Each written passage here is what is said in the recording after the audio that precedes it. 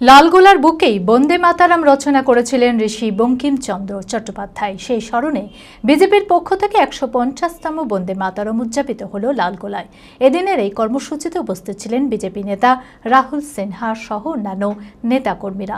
শুক্রবার লালগোলা বিজেপি কার্যালয় থেকে একটি র্যালি শুরু করে লালগোলা রাজবাড়ির রাজেশ্বরী কালী মন্দিরে এসে পৌঁছায় এই মিছিল। মন্দিরে ১১০টি প্রদীপ প্রজ্বালন করা হয়। মানসিক স্বাস্থ্যের জন্য সবার আগে যে নামটি মনে ভেসে ওঠে, সুস্থ মনের ঠিকানা মনোবীক্ষণ। যোগাযোগ নাম্বার 7477799513। লালগোলার বুকে রাজবাড়ির রাজরাজেশ্বরী কালী মন্দিরে বসে বন্দে মাতরম রচনা করেছিলেন ঋষি বঙ্কিমচন্দ্র চট্টোপাধ্যায়। সেই স্মরণে বিজেপির পক্ষ থেকে ১৫০তম বন্দে মাতরম উদযাপিত হল লালগোলায়। এদিনের এই কর্মসূচিতে উপস্থিত ছিলেন বিজেপি নেতা রাহুল সিনহা সহ অন্যান্য নেতাকর্মীরা।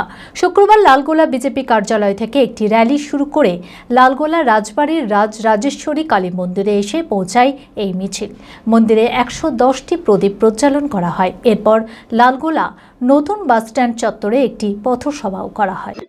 দেখুন, বন্দে মাতরম সৃষ্টি ১৫০ বছর আজকে পূর্ণ হচ্ছে, আর এই লালগোলাতেই মা রাজরাজেশ্বরী মন্দিরের এক কোনায় বসেই ঋষি বঙ্কিমচন্দ্র এই বন্দে মাতরম গান সৃষ্টি করেছিল, যে গানটা পরবর্তীকালে তার লেখা আনন্দ মঠে সেটাকে ঢোকানো হয়।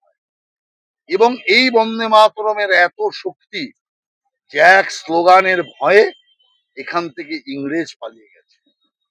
এই বন্দে মাতরম সবার মধ্যে ভারত মাতার প্রতি প্রেম জাগায়, দেশের প্রতি ভালোবাসা এবং বিশ্বাস জাগায়। অতএব সেই বন্দে মাতরমের যে ১৫০ বছর পালনের ডাক প্রধানমন্ত্রী নরেন্দ্র মোদী যেটা দিয়েছে, সেই ডাক অনুযায়ী পশ্চিম বাংলার ৪টে মূল জায়গায় এই বন্দে মাতরমের কার্যক্রম হচ্ছে। তার মধ্যে একটি লালগোলা, আর পশ্চিম বাংলার প্রত্যেকটি ব্লকে ব্লকে এই বন্দে মাতরমের কার্যক্রম হচ্ছে। শুধু পশ্চিম বাংলায় নয়, প্রধানমন্ত্রীর ডাকে বন্দে মাতরমের ১৫০ বছর পূর্তি সারা দেশ জুড়ে হচ্ছে।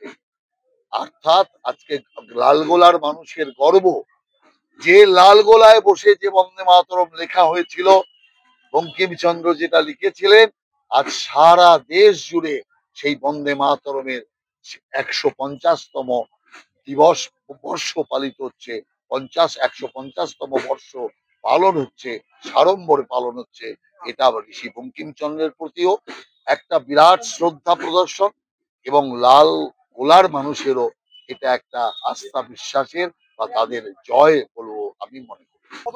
কেন্দ্রীয় সরকার যা যা নদী ভাঙন থেকে শুরু করে বাকি যা কিছুর কাজ টাকা রাজ্য সরকারকে দেয়, রাজ্য সরকার যদি টাকা খেয়ে ফেলে, পার্টির কাজে লাগিয়ে দেয়, তৃণমূল নেতারা পকেটে ঢুকিয়ে দেয়, এতে কেন্দ্রীয় সরকার কি করতে পারবে? এতে টাকা আটকে ছিল, কান্নাকাটি করতে করতে কোর্ট পর্যন্ত গিয়েছে।